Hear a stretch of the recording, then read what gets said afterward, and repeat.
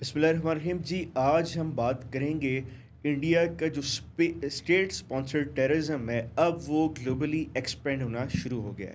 Canada کے اندر ایک Khalistan movement کے جو ایک نون فگر تھی ہردیپ سنگھ، جو سکھوں کے رائٹس کے حوالے سے انڈیا میں کافی وہ آواز سمجھے جاتے تھے،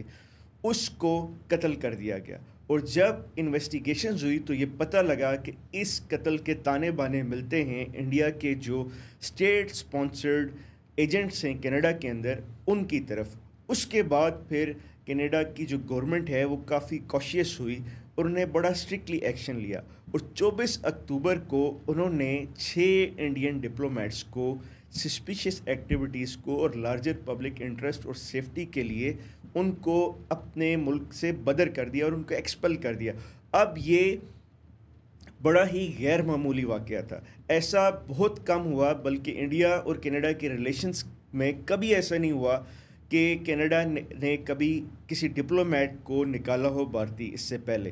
6 جو ڈپلومیٹس تھے انڈیا کے وہاں سے نکالے جانا ایک بڑا اشارہ تھا کہ انڈیا اپنی اللیگل اللیجٹیمیٹ جو ایکٹیویٹیز ہیں اور جو ہیومن رائٹس کو سپریس وہ اپنی بھارت کے اندر کر رہا ہے، اس کو وہ اب ایکسپینڈ کر کے ان ساری موومنٹ کے جو ایکٹیوسٹ ہیں ہیومن رائٹس کو، ان کو دنیا کے مختلف ممالک میں ٹارگٹ کر رہا ہے۔ اس کے اوپر بات یہاں پر نہیں رکی۔ جو برٹش کولمبیا اسٹیٹ کے پریمیئر ہیں ڈیوڈ ایبے، انہوں نے ایک باقاعدہ طور پر ٹویٹس بھی کی اور کینیڈا کے جو پرائم منسٹر ہیں ان کو ایک لیٹر لکھا، اور اس میں 7-8 گروپس جو تھے ان کو مینشن کیا کہ ان کو گلوبلی ٹیررسٹ ڈکلیئر کیا جائے کینیڈین اسٹیٹ کی طرف سے۔ بھارت جو اس وقت حواس باختہ ہو گیا ہے، جو کہ ایک ان نیچرل کمبینیشن ہے مختلف ایتھنیسٹیز کا اور جیوگرافی کا، وہ اب جو ایک ان نیچرل کمبینیشن تھا وہ انفولڈ ہونے کو ہے، وہ اب فریگمنٹیشن کی طرف جا رہا ہے۔ چاہے ہم بات کریں کشمیر کی، چاہے ہم بات کریں خالستان کی، چاہے ہم بات کریں میزورام کی، چاہے ہم بات کریں ناگالینڈ کی یا 7 سسٹر اسٹیٹس کے اندر جو انسرجنسیز ہیں،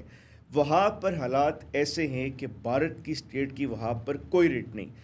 ریسنٹلی گارڈین نے ایک نیوز پبلش کی جس میں بتایا گیا کہ انڈیا کے اندر جو مسلمز تھے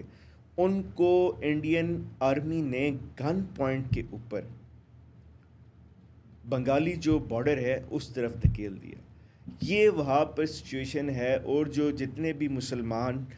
سینٹرل انڈین سٹیز میں رہتے ہیں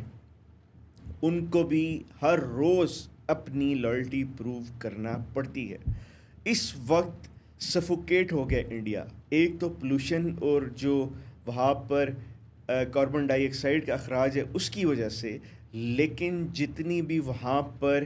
کمیونٹیز ہیں، بالخصوص جو مائنورٹیز ہیں ریلیجیس، ان کے لیے وہاں پر سفوکیشن اتنا بڑھ چکا ہے کہ انڈیا اب دوسرے بر اعظم میں بھی جا کر جو سکھ پناہ لیتے ہیں کینیڈا میں یا مختلف ملکوں کے اندر، وہاں پر بھی نریندر مودی کی جو ایک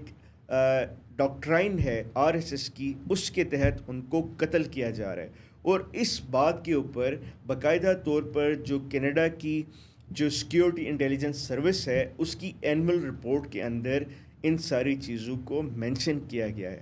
اب ایک اسٹیٹ کینیڈا جیسی ایک ایڈوانس اور ڈیولپ اسٹیٹ کی ایک انٹیلیجنس رپورٹس کے اندر بھی یہ چیزیں آ چکی ہیں کہ جس طرح پاکستان اور اپنے دیگر نیبرز کو سری لنکا وہاں پر انڈیا انفلٹریشن کرتا تھا، اس نے افغانستان کے اندر انفلٹریشن کی، اب تو وہاں پر جو ریسنٹ ایپیسوڈ ہوا اسرائیل اور ایران کا، وہاں پر بھی جو انڈین سٹیزنز اور ایجنٹس تھے انہوں نے انفلٹریٹ کر کے ایران کو نقصان پہنچایا۔ اب وہ کینیڈا اور جو ویسٹرن ڈیولپڈ ورلڈ ہے وہاں تک ان کا یہ جو گلوبل ٹیررزم کا نیٹ ورک ہے وہ ایکسپینڈ کر چکا ہے، اور اس وقت دنیا جو ہے وہ خاصی تشویش اور محتاط ہو چکی ہے کہ انڈیا کے حوالے سے۔ اس وقت نریندر مودی جو ہے وہ ٹوٹلی کلیپس کر چکے ہیں۔ ریسنٹلی انہوں نے ساؤتھ ایشیا کو ایک نیوکلیئر فلیش پوائنٹ بنا لیا تھا جب انہوں نے ایگریشن کیا پاکستان کے خلاف، اور ایک پلوامہ اٹیک جو کہ ان کا انٹرنیشنل बेसिकली तो वो एक स्टेज ड्रामा था, लेकिन वो एक उनका इंटरनल सिक्योरिटी फेलियर भी था। उसके बाद जो पाकिस्तान के ऊपर उन्होंने एग्रेशन स्टार्ट किया, तो उनको बहुत ज़्यादा वहाँ पर सुबकी हुई। लेकिन ये सिलसिला जो ग्लोबल एम्बेरसमेंट फॉर इंडिया है, वो एक सीरीज़ बन चुका है, और आए रोज़ मुख्तलिफ ममालिक से रिपोर्ट्स आ रही हैं कि इंडिया अपने स्टेट टेररिज्म को मुख्तलिफ दुनिया के मुल्कों के अंदर हार्बर कर रहा है। तो आज हमने यहाँ पर गुफ्तगू की जो कनाडा के अंदर बिलखसूस इंडिया की इलीगल टेररिज्म एक्टिविटीज़ पिनप रही हैं, और वहाँ पर जो इंडिया से पनाह लेकर कनाडा में माइग्रेंट्स गए हैं, बिलखसूस खालिस्तान मूवमेंट के जो सिख जो लोग हैं, अपने ह्यूमन राइट्स के लिए जो बात करते हैं, उनको कनाडा में भी कत्ल किया जा रहा है। नेक्स्ट प्रोग्राम के अंदर हम आपको बताएंगे कि इस टाइम पर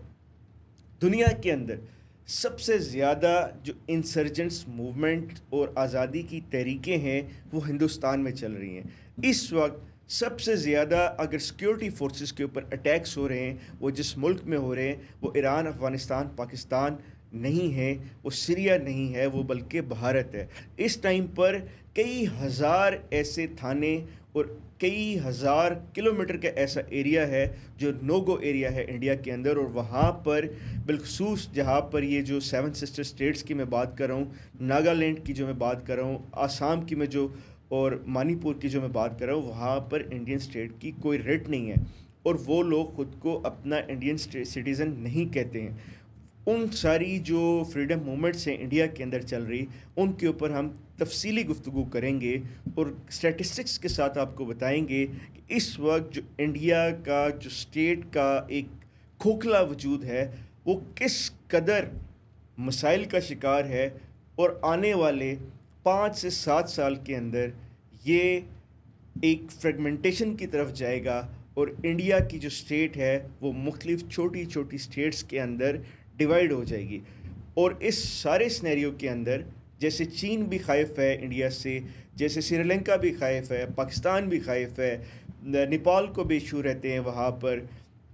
भूटान जैसे छोटे मुल्क को भी इंडिया से इशू रहते हैं। दुनिया में जितने भी नेबर्स हैं इंडिया के, वो सारे के सारे खाइफ हैं इस वक्त इंडिया के जो एडवेंचर्स हैं और जो उनकी criminal state sponsored terrorism activities हैं। तो नेक्स्ट इंशाल्लाह प्रोग्राम में हम आपको बताएंगे इंडिया के अंदर इस वक्त जितनी भी इंसर्जेंट मूवमेंट्स हैं उनके मुतालिक। Thank you ji.